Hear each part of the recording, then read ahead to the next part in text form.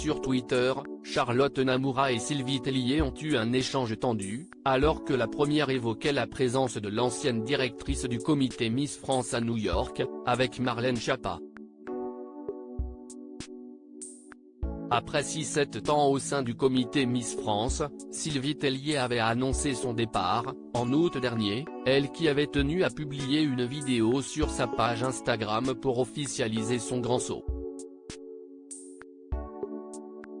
Remplacée par Cindy Fabre, Sylvie Tellier n'a jamais caché ne pas toujours avoir entretenu des rapports apaisés avec Alexia Laroche-Joubert, la productrice de Miss France.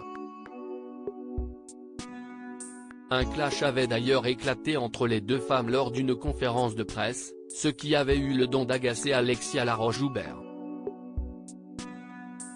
Cette réaction m'a mise en colère et déçue car il y avait beaucoup de travail réalisé pour cette conférence de presse. J'étais un peu attristé aussi car tout cela est révélateur du fait qu'elle a probablement sous-estimé la difficulté de quitter le paquebot. Avait-elle expliqué à Télévision Magazine.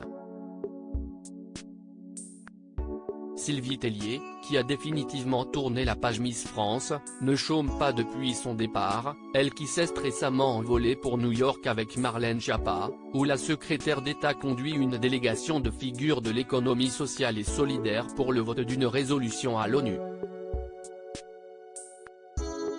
Embourbée dans l'affaire du fonds Marianne mais également dans une polémique liée à sa couverture de Playboy, Marlène Schiappa s'est entourée de l'ancienne directrice du comité Miss France pour ce déplacement professionnel, ainsi que de Sandra Sisley. L'échange tendu entre Sylvie Tellier et Charlotte Namoura, une initiative qui a interpellé la journaliste Charlotte Namoura, qui a publié un tweet sans équivoque. On fait un petit point. Marlène Schiappa toujours en poste? Elle est actuellement à New York avec Sylvie Tellier et Sandra Sisley, entre autres dans sa délégation française, pour faire rayonner la puissance de notre économie. On vit dans le Metaverse, c'est officiel. A-t-elle écrit. Des propos qui ont interpellé Sylvie Tellier, qui n'a pas manqué de lui répondre. Madame, actuellement Annie dans le cadre de l'adoption officielle de la résolution sur l'ESS à l'ONU en ma qualité de présidente Les Bonnes Fées, asso qui vient en aide aux femmes, les mamans en difficulté et les femmes souffrant de cancer. Et vous, quel est votre engagement? A-t-elle rétorqué.